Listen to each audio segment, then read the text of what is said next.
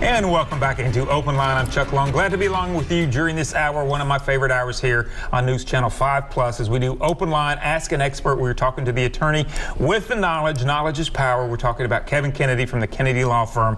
And Kevin, we often say, you know, knowledge is power. Absolutely. And especially over 35 years of experience with your law firm.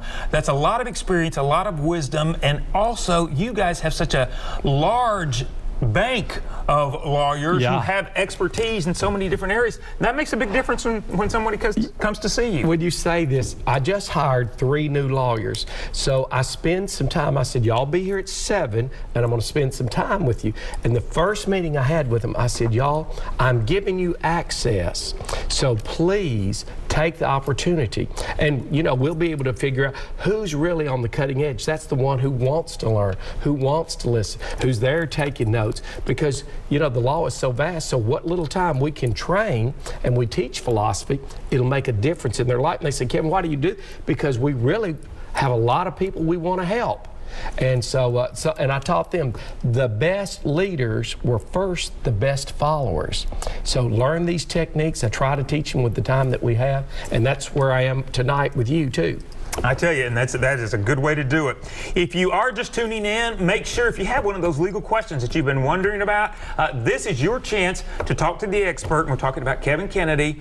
There is such, as we've seen, as we look back over this past year, there have been so many questions in so many different areas. Yes. It's amazing. And I think often people feel like, especially like they're the little guy. If they have these questions, they're against the insurance company or the hospitals, or it's like, where do I go? What do I do? Yes. And the thing is, you've got to talk to that attorney and find out what your rights are. Yeah, and you know what I've noticed, Chuck? There's more aggression out there with the insurance companies. It's a more bigger bully mentality. And really, when we take it on and we get involved, it's not easy for the Kennedy Law Firm. And anybody says, oh, well, he'll just handle that. It's not easy. It takes thought. And we're constantly trying to know how we're going to outmaneuver them, because I can already anticipate. One thing about experience, a judge said, Mr. Kennedy, your experience will protect you. So as we are sharing our experiences here tonight, then learn from them, because it will protect you. Because I already know as soon as I move here, I can anticipate 2 moves coming at me. Now, the young lawyer won't see it. The inexperienced lawyer won't see it. The lawyer who specializes in this area and he gets out of his area, he won't see it. So quite frankly, that's why it's so wonderful to be able to talk. And I even love to talk to mine. What does it matter that I talk to young lawyers who have less experience? Because even as I talk out loud, the answers and opportunity and the options are flooding into me. So it just always makes it better. So when anybody says, well, I don't want to, we talk the same thing over and over. I have a lot of clients that say, we're in preparation of the trial. Let's go over it again. They said, I'm tired of going. I said, do you want to win? Do you want to win? This is preparation. Go over it multiple times. Repetition is the mother to success. So we keep going over it until we get it done perfect. All right. So again, if you have that question, you have that comment, make sure that you get online with us, 737-7587. We go back to the lines right now. Gilbert is on the line with us. Gilbert, good evening. What's your question for Kevin? Yes, sir. I've got a daughter who builds houses in Nashville and Wilson County. Okay. And she has a name for her business. Well, she got an email from a business in Virginia with the same name, saying she has to change her name because they've been trademarked. Can y'all help me with a little bit of information on that? Yeah, I would talk to a lawyer privately. Now, there's trademark, there's a national trademark. Do they have a national trademark, or are they just bullying you? Because we run into this all the time. And there's a Tennessee statewide. And so it's a bunch of gray areas, a lot of gray areas. Your lawyer will interpret that from here. I owned a company one time, and my company was home-based in Clarksville, and I had another big company come and said, well, now you infringed on us with that trademark. And I said, no, my friend, it's a generic, and I'm going to stand. And he said, well, we're going to sue you over that trademark infringement. I was a young lawyer, but I wasn't a dumb lawyer. And I said, my friend, I think what you'd probably rather entertain is to buy my company, because if you come across into our territory, we will give you a royal spanking. Now, I was talking big because they are big lawyers, but when they came hunting, there's a different story about the man who goes and hunts trouble to the man who has trouble come hunting him. And so they were convinced, and they said, well, do you have a figure? And I did, and of course they bought my company. So we got away, we all did good, we went home, professionals. But you have to have some other idea to hit them back, or they're going to charge it and cost you a fortune. So I would determine, do they have a national trademark? Do you have, if you've got a business, go get a trademark. Call the lawyer, let's get it done. Also, if you get a corporate name, just like Kevin Kennedy Apartments and Rentals, somebody said, hey, you can't use that. And I said, well, I have a corporation and I have trademarks in my different businesses. So I'd pursue it, and there's some gray areas that we can tweak a little bit. Even if we had a problem, we can change it. Is it Kevin Kennedy Apartments and Rentals, or is it Kevin C. Kennedy Apartments and Rentals? Well, they said that's confusing. That's another gray area story. All right, good to know. Those gray areas, they can be tricky. We dance on the gray areas for us. There you go. All right, Gilbert, thanks so much for calling in. Back to the lines right now. Harold is on the line with us. Harold, thanks for joining us on Open Line. What's your question for Kevin? No, that was Carol. Oh, Carol, sorry about that. So, Carol, what is your question? Well, I wanted to ask, I got a prescription from a druggist, and when I went to pick it up, I didn't pay a lot of attention and look at it, what it was. I was used to getting my prescription on pain each month, and it was a wrong medication, and I overdosed on it because the pain medicine was a lot stronger than what I was used to taking. Yep. And I was curious about my hospital and doctor bills and ambulance. Okay. How to go about collecting that. All right, I'll address that. First off, there is a duty of care for the pharmacy to give you the correct prescription and the amount that you take with those instructions. If they made a mistake, that's negligence. And if you had damages because you had hospital bills and ambulance bill, then they're responsible. You should call a personal injury lawyer tomorrow. Go in and see them and make a claim.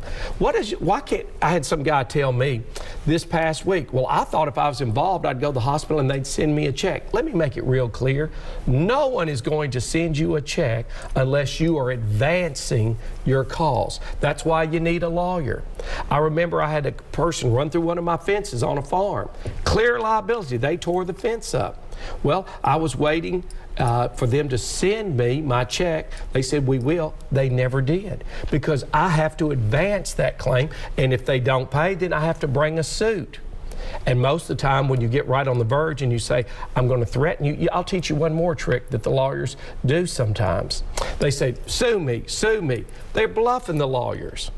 Well, then we actually prepare a complaint, and then we'll send it to the insurance company. I say, as a courtesy to y'all, we're going to give you this before we file it. If you would like to settle, this is what it'll take. If not, then we'll file the lawsuit and we'll have it. Bring your best lawyers, you'll need them. And a lot of times they come back, we don't want a suit, let's settle. But they had to put us out. We'd already prepared the demand package. My lawyers are in there researching. We're showing them the liability. We're showing them the damages. Sometimes they'll just draw the line and say, hey, my supervisor won't let me settle. Then we'll prepare the lawsuit. And sometimes it works, sometimes it doesn't. Super information. Okay, thanks so much, Carol, for calling in this evening. Let's go back to the lines. Deerheart is on the line with us. Deerheart, good evening. Do you have a question or a comment for Kevin? Hi, Chuck. Hi, Mr. Kennedy. Good to hear from you. I have a question. First off, I want to say happy belated Veterans Day to Mr. Kennedy. Thank you, sir. You for serving our country, and I salute you, and I appreciate all you do. What I wanted to ask was, the question is, it's regarding a sporting event. It was a homecoming queen, and they told that no individual should take part taking alcohol. And the reason why I'm asking this question is they were involved in SADD, which is Mothers Against Drunk Driving. It was a club. Yep. And I was wanting to know if that homecoming queen at some sporting event, if they could take the title away from her and give it to the next one that's in line for the homecoming queen, and I'll hang up and listen. Thank you. You did pretty good. First off, thank you for mentioning the veterans. I never really had the opportunity to serve in the armed forces. I have been a big supporter of the veterans. I've done 33 years of a God and Country show in our hometown. And when we had the Persian Gulf War, I organized and led the largest military support rally in Clarksville's history. We have the 101st. President George Bush sent me a letter to read to the families. So I love the veterans. Thank you for saying that. Let's go back to the homecoming queen. Now, my daughter was a beauty queen. She was Miss Rossview High, Miss Tennessee High, went on and competed and won Miss National Team, later won Miss Austin Peay. So I'm kind of familiar with that kind of territory. Every individual group has rules and standards. If a person were to violate those rules, they're policies. In that rule book somewhere, if you deviated from the standard that which they thought was appropriate for a queen to act, they could bring a charge and they could take that title away. There's been controversies with the Miss Universe pageant, the Miss America pageant, that they did not conduct themselves to the level at which the queen held. And so we also see this where universities will honor someone and they'll name a building after them, and they'll make a donation and name a stadium, and then their conduct is not that of what the university holds in their standard, and they'll remove their name off the stadium, off the field, off the buildings. So we'd have to look and see what is the private thing. But you certainly, sir, have identified an issue that if a family member were involved, that they better be aware of, because it would be humiliating and embarrassing. And I've been involved with multiple cases of families over the years in that circumstance. Thank you so much for your call. All right, thanks so much, dear heart. We appreciate it. We've got a lot of you on the line with us right now, but we do need to take a short break. We'll do that. When we come back, we'll get to those questions. You're watching Open Line.